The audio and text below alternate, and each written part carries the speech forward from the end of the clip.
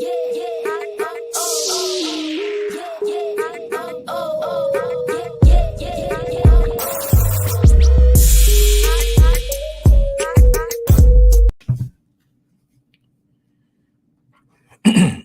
morning, everybody. Dr. Rick Wallace dropping in on you. Hope everybody is having an unbelievable start to your week. There has been so much going on so many different levels. It can be hard to maintain. It can be hard to process. Definitely the topic we're going to talk about today.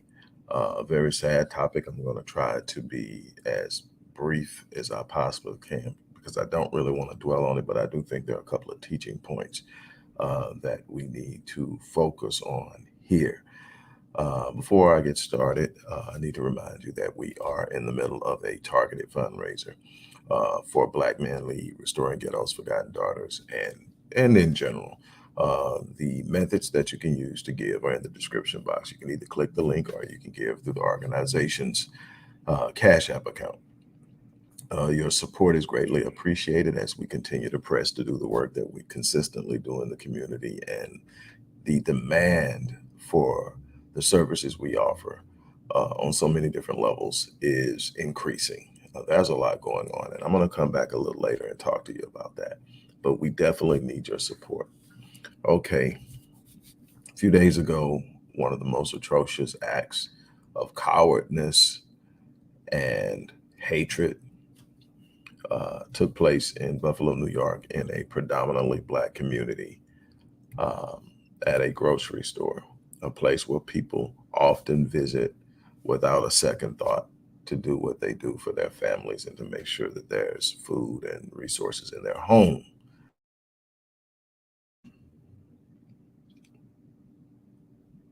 Peyton Gender, whatever his name is, decided to walk in, open fire on specifically Black people, because there's a point in time in the video, which I haven't watched in full, but I had someone break out this particular part. There's a point in time where he literally walks up on a white guy on the floor and was about to shoot him. The guy screams. He looks at him and says, "Oh, I'm sorry," and keeps walking. So he spares his life and apologizes for almost shooting him. That puts you into the frame of mind that he was in when he did this. This wasn't rage. This wasn't uncontrolled anger. This was highly calculated and planned. This was from a narrative that is being pushed in radical white hate groups, that they are going to be marginalized and replaced and so many other things. And as a Black person who is generations removed from slavery, when I hear a white person talking about being marginalized, it just blows my mind. But there's this narrative out there, and there are those that believe that they are being and will be increasingly marginalized by a certain group. Some of them, it's Blacks, some of them, it's Asians, some of them, it's Latinos, some, it's Arabs, and then some, it's all. You know, if it's not white, it's not right. And they are being radicalized at an unbelievable level, and they're being radicalized in a place in the time in their lives when they're trying to find themselves, and maybe they're having some challenges with self-discovery and identity and self-esteem and a bunch of other things, and they're easily manipulated on a mental level, and they're pulled off into this. And what you will find is when you look at the phenotype, the presentation of these mass shooters, whether they're shooting other white people, whether they're shooting Black people, they have a tendency to fall within a certain presentation. And what it looks is they appear to have come from a place where they were socially awkward. They were not the popular kids. They were probably picked on, probably bullied, probably felt ostracized, and in some cases even marginalized, despite the fact that the predominance of them have all been white.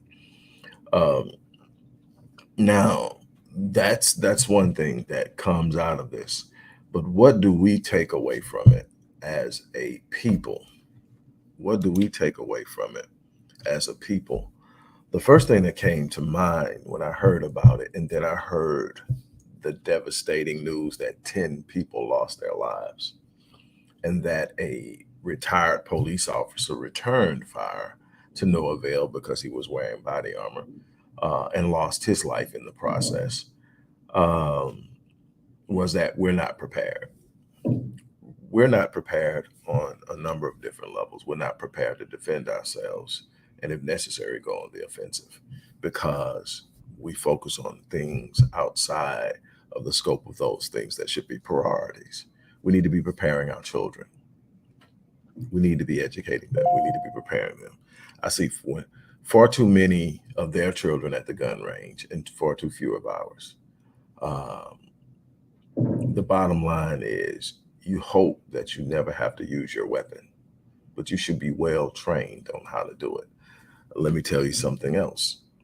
Getting a concealed hand license training course is not prepared. That's not prepared. Let me tell you something. When you are in the heat of battle, when you're actually in a situation where you're trying to return fire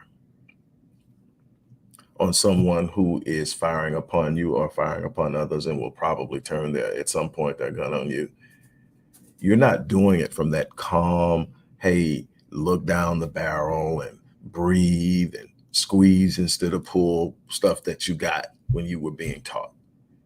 Adrenaline, you have triggered, by that time, that first shot triggers the flight response modes. You're now in stress mode. Your adrenaline is flowing through your body like crazy. So you're edgy, your hand is shaking, and it's not going to be as easy to hit the trigger. You need to put yourself in situations as close to that as possible. You need that type of training where there's firing going on while you're trying to fire. There's things that go on, and I have shown people and taught people how to do that in a number of ways. Number one is you need to, if you can find a close combat training course with experts, where SEALs and long time ago, I got my training from former Israeli counter-terrorist ops that had retired, and they had opened up a space, and this place was crazy. And there were times there were loud rounds popping off and hitting stuff real close to you. The whole thing was to create as real of an experience as possible. Why? Because that's where you're going to have to actually perform. We're not doing any of that. Not the vast majority of them. Now, there are some pockets that are doing that, but for the most part, we're not prepared. We're not prepared to defend ourselves. We're not prepared for somebody to walk in with body armor and start shooting in any given area. And we're living in a time now where there is no safe space. There's no place you can go and feel safe. The spaces, we lost 9 in a church. We lost, I don't know how many in schools. We are losing them. We lost them in grocery stores. And this isn't the first time it happened in the store. You got to remember, about a year or two ago, white guys walked into, was it Walmart, walks up behind a grandfather standing there with his son and just puts a bullet in the back of his head. You've got to be aware of your surroundings. You have to be aware of your surroundings. And I'm glad that Black Beauty always brought this up. There's a time for prayer, and then there's a time for action. And the prayers go up when we're in our homes and we're preparing to go out during the day. But we need to lock down and be prepared to defend our homes.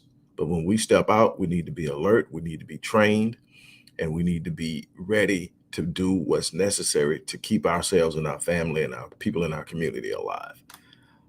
The other thing that came, as I start to learn about this, it caught my attention, was the fact that this guy put months of research into learning us, how we move, how we congregate. He chose the place because that was the zip code closest to him with the highest percentage of Black people, the highest concentration of Black people. He cased the store multiple times to find out how Black people moved, what they did, when would be the most busiest time of the day. He literally cased and studied us to destroy us. But here's the thing. I've been telling you this for years. He's not the first. They know way more about you than you know about yourself because they've taken the time to know. And what happened is when they started to study us on on micro levels, study our history, study who we are, study who we come from, they found out that we weren't the monkeys from the jungle they had been led to believe, that we were exceptional, that we are extraordinary. And if we ever got a chance, we would rise. And so there's always been this effort in almost every walk of life, in almost every industry, in almost every arena to ensure that we remain suppressed. And a lot of that times we do it to ourselves by being compliant to the notions and the suggestions that they present to us about how we're supposed to move, how we're supposed to act, how we're supposed to respond. Then there are times like this. He does that, right? Which again is an act of hatred, but it shows we're not prepared. But what do they do with it? They take it and immediately they start several narratives. The first narrative is to trigger you. So they talk about how horrible it is and look what it is, and they keep it on because what they want to do is trigger Black people. Why? Because when you're triggered, you don't respond, you react. And so they've been triggering us. You get a lot of protests, you get a lot of people angry, but you get no organized movement. They don't want organized. They want the first response to be a triggered response. Why? But because time that energy dies down, the energy that's necessary to mobilize. The best I've ever seen energy mobilize was after the killing of Mike Brown in Ferguson. It took a lot of work from them to kill that. And they sent in Black Lives Matter. They sent in these I can't think of the name of them now, but these people that are coming in that are literally there to redirect and to sit and renew narratives and to start stuff to get things off kilter.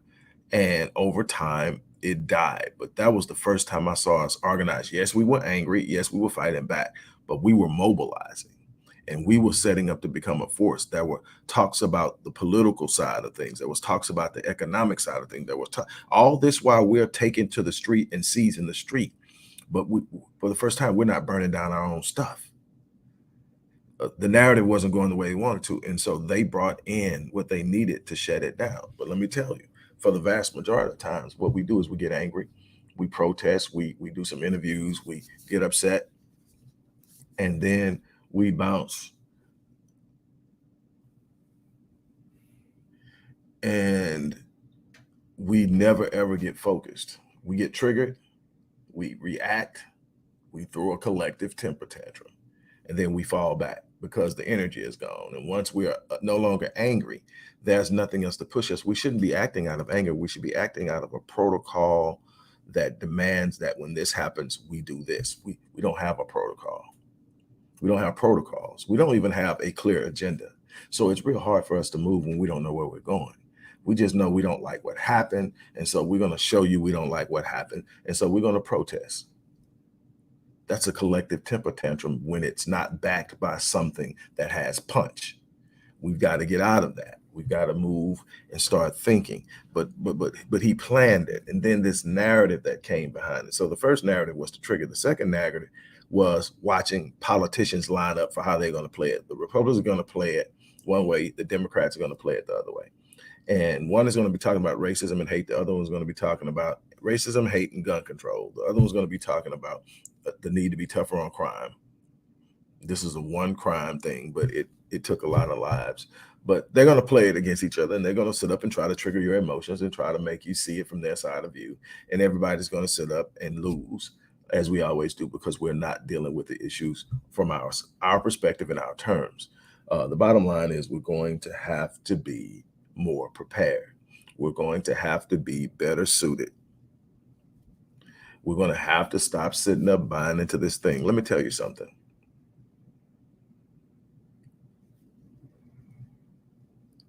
I did a study because one of the things when I was studying Black Wall Street in the Greenville subdivision of Tulsa, that ultimately was burned down in 1921, and I was looking at what they were able to do economically. I also studied how they were destroyed.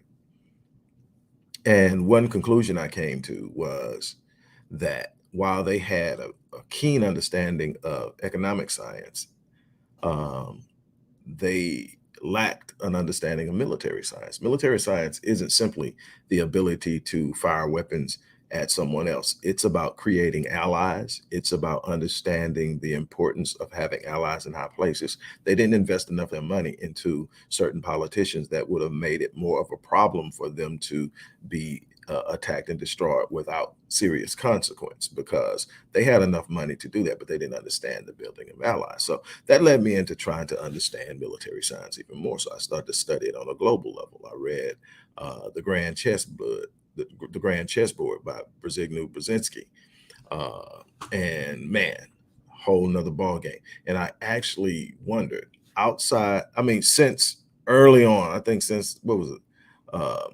You had the Revolutionary War, a couple of wars when Britain was trying to get back the French and stuff like that. But we're talking about in the 16, 1700s, the last time a foreign entity came into the U.S. and waged war against the U.S. government. And so I started to study and ask, okay, why is it this? Because of the strong presence of our military, um, and blah, blah, blah. No, do you actually know why? One of the, well, not a solo reason why, but one of the primary reasons is that I forgot which military I found, but it was actually one military said the reason that they had never attempted was because with so many armed Americans, it would be a very difficult war to wage, which is one of the reasons why there is the Second Amendment. This isn't a fight for either way. My thing is, I don't care what happens, I'm going to be able to defend my family. Um, but so the thing is, people who are killing people are criminals. Criminals, by the nature of their own definition, don't abide by laws. And that will never change. I can tell you that the number one industry, global industry in the world isn't dope dealing. I'm talking about legal or illegal, isn't dope dealing. Dope dealing is number three. Drug trafficking is number three. The drug trafficking is number three. You know what number one is? Arms trafficking. The number one criminal entity in the world is arms trafficking. People want it, they're going to get it because it's out there, and they're going to get it. Okay, number two is human trafficking, another problem we have in our community that I've been struggling and dealing with. So there is all of these things, and we as a people are not prepared. That's the takeaway for me, is we are not. Charles Sanders, I absolutely agree. That's one. When I say we're not prepared, it's no way that somebody that doesn't belong in our community gets that deep into our community and that comfortable and comes in, and all he has is one lone paid security officer who is just trying to do something to make sure he can continue to feed his family after retiring, and he ends up dead. And that was it. There should be a price for coming into our community and harming anyone. People should understand that regardless of who you are, if you come into our community to harm, you will not leave. Period. That has to be sent. Now, this isn't in any way giving a pass to the people in our community that are harming our community. They need to be dealt with as well. But one of the biggest problems we have right now is our women and our children don't feel safe. Some of them don't feel safe because they're afraid of us, but others don't feel safe because they don't feel they can be protected. And that's got to be something that we do. That's one of the things we're going to have to establish if we're ever truly going to be a people of power, is that we will defend and protect ours with our lives. And in the Black community, in a community that we reside in, that we are the predominant population in, no one should be allowed to come in to that community and cause harm and be able to leave, not standing, period. We won't cause trouble, but when trouble comes to find us, we will do everything in our power to neutralize it. period. It's that simple. And we can talk all the Black group economics, we can talk all the sociology, the psychology, we can talk all of the history and everything else. But until we send a message with decisiveness that it will not happen here, it will never happen again, and we mean it, it will consistently happen. It will consistently be a story. It will never be safe in the spaces where we should be most safe. We have a responsibility, and it's time to stand up. On that note, I'm gonna get ready to get out of here, but I will. We need to make sure we do what's necessary. And as I get out of here, I'm going to remind you again, we are in the middle of a fundraiser. Show your love, show your support for the work we do. For those of you who have followed me for years, you know the work I do. For those who don't, go follow the link and check out Black Men Lead, because that's going to be such an integral part of our liberation, is liberating the minds of young Black males. On that note, look, I'm getting ready to get out of here. I got some other things to do. I'm probably going to drop in on you a little later. But no matter what, we have got to change. We need to be more prepared, and we need to be decisive when we respond. And it needs to be clear what the consequence is when you come into our community to cause harm. There has to be a primitive level of an instinctive desire to protect. And we need to be prepared to do so. On that note, I'm out of here. You guys take care. One.